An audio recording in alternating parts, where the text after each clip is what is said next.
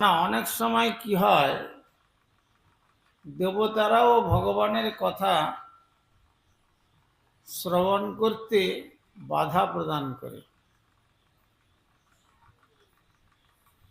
কেননা যদি তাদের পদ চলে যায়, কিন্তু বাধা প্রদান করলেও যদি ঐকান্তিকতার সহিত হরিভজন করা যায়, শ্রীমদ্ ভাগবতে বলছেন, তয়াভিগুপ্তা বিচরন্তি নির্ভয়া কানি ন কপমূর্ধসু প্রভু।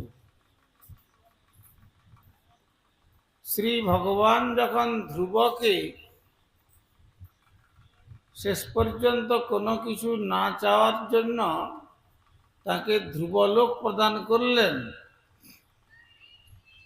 তখন দেবতারা বললেন যে তুমি আমার কাছে ঋণী, আমাদের কাছে, তো আমাদের ঋণটা পরিশোধ করে তারপরে তুমি ধ্রুবলোক যাও।